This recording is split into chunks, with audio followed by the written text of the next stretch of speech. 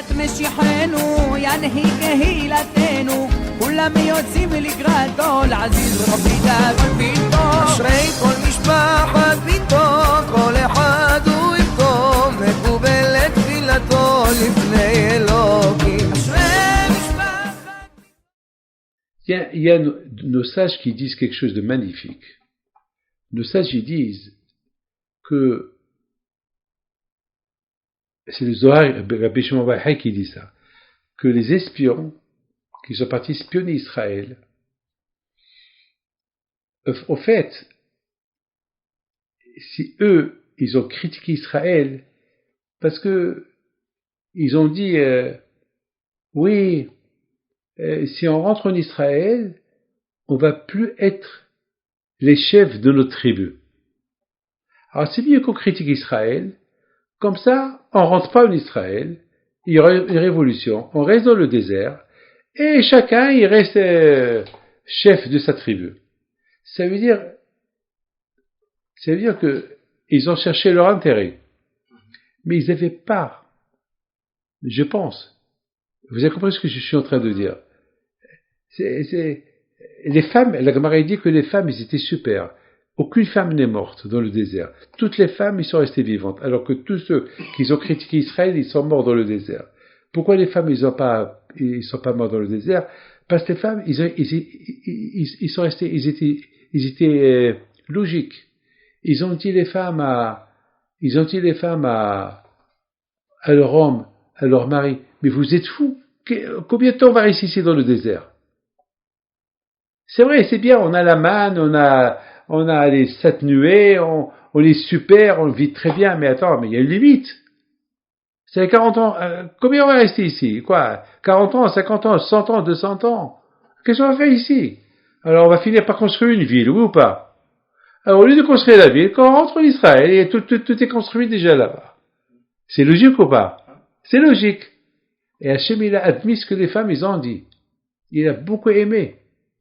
Il a adoré Akadosh Baruch Hu ce que les femmes ils ont dit. Et Hachem il a donné une récompense aux femmes. Aucune femme n'est morte dans le désert. Mais tous les hommes qui ont critiqué Israël sont morts dans le désert. Eux, ils n'ont pas vu Israël.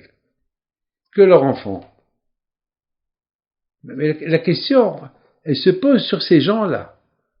Ils sont fous.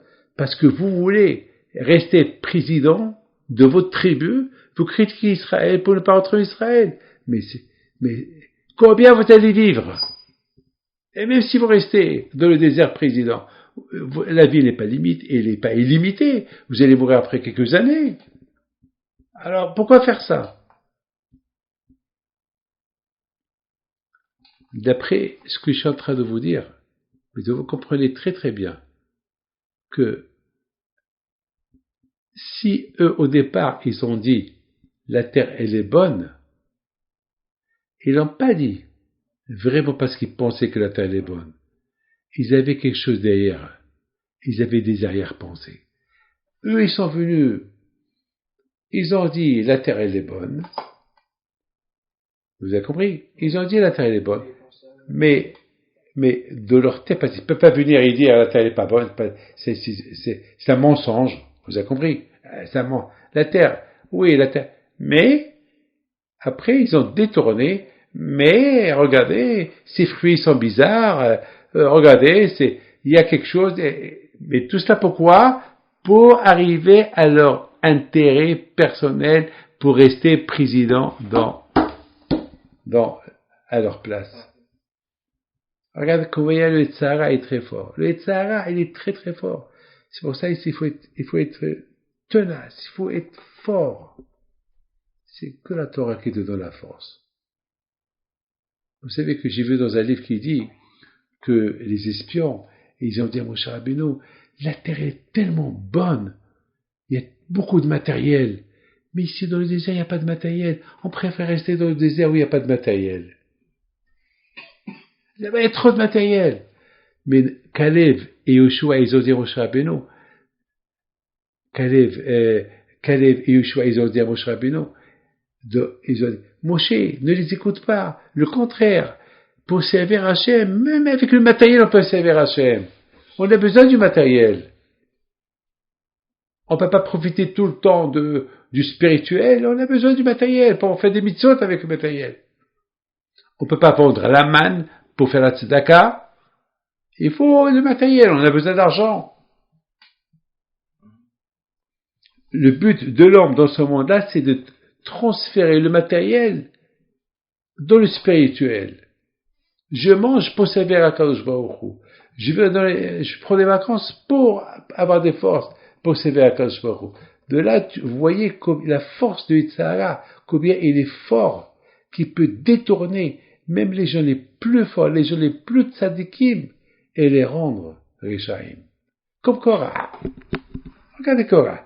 Korah, au départ, il a fait sa guerre, soi-disant, l'Ishem Shamaim, pour défendre la cause du bon Dieu. Et à la fin, il a commencé à critiquer Moshe Rabbeinu. Donc, c'est pas la cause du bon Dieu qui défend, il défend sa cause à lui, il veut la place de Moshe Rabbeinu. C'est de la folie. Le courage de Yitzhara. Le courage de Yitzhara était bon. Il cherchait son intérêt personnel. Lorsque on dit que lorsque tu veux faire, on dit que toujours lorsque tu veux faire une mitzvah, il faut réfléchir. Et cette mitzvah que tu l'as fait les Shem Shamaim, tu l'as fait pour la mitzvah ou tu l'as fait pour un intérêt. Lorsque tu fais Shlom Bayit à quelqu'un, est-ce que tu le fais pour le Shlom Bayit ou tu le fais pour un intérêt? Et à savoir. C'était très, très, très important.